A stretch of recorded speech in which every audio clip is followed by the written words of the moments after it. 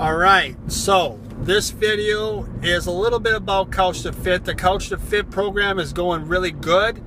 If you want to check it out, go to Couch to Fit, all capital letters, and AF, capital letters. Flame Fitness with capital letters, and you can find from Couch to Fit. Okay, then from there, you're going to be able to watch the videos and everything, and it's going to be $10 a month from there. That's number one. I just want to always update how the classes are going if you want a part of that.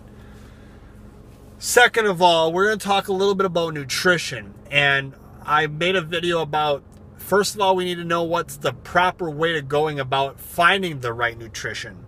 So many people say, oh, I'm going to listen to this person because they seem to know what they're talking about Atkins, or about South Beach, or about ketogenic, or about counting macros, or the count point system. There's so many diets out there today, and I said, what's the best diet for you? Well, first of all, you got to find out what you're trying to achieve first as far as your goals go. If you don't know what your goal is, you're spinning your wheels as to what to figure out, that way. So you got to make sure what your goal is, like I said in another video that I said. But then from there, once you have a goal in mind, then you can start choosing what you want to do nutritionally. So that is very important in finding what you need to do in your goals. Okay, now if you want to go watch the other video about me telling about different diets and what to pick depending on your situation, it'd be probably beneficial to watch that. But that is key. And I know with nutrition, I help countless people with nutrition. I do online coaching as well. And I'm going to tell you something, that so many people are different.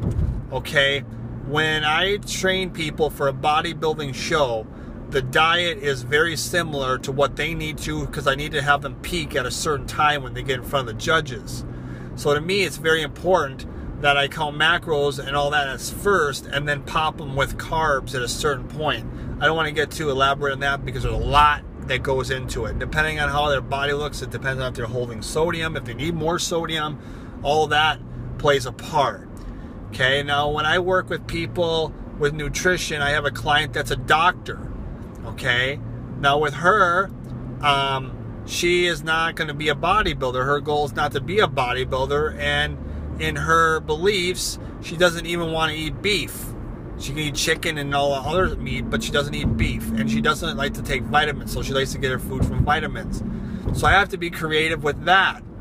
So I know a lot about nutrition, and one thing you have to know is, like I said, is you've got to find out what your goal is first, okay?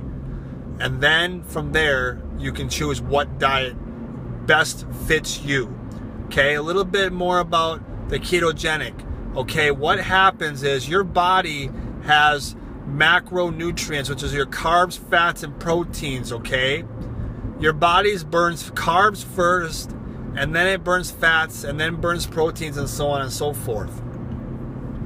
So basically what ketogenic does is it basically turns your body over to ketosis for energy. So that way you've used all your carb storage, and you have to use your fat for energy, so it burns and makes you lean. And so in that way, it's good for you. Now, is it bad for you cholesterol-wise, stomach-wise, and all that meat? It can be. But here's the thing. It's more bad for you to go on and off of it. So if you're going to be truly ketogenic, stick to truly ketogenic. Because if your body's using the carbs for energy, and it's using the fat for energy, and burn the carbs already, then that stuff's not just sitting in your arteries, it's being utilized. But if you start eating carbs again, and then you go back on Atkins or ketogenic, and then you go back on it and you go off of it, or you eat sugar after a workout, guess what? Your body's going to have carbs. When you have carbs and you're eating that much fat, yeah, that's going to be terrible for your organs. So you have to make sure when you do a diet like that, you kind of really have to stick to it to be the healthiest.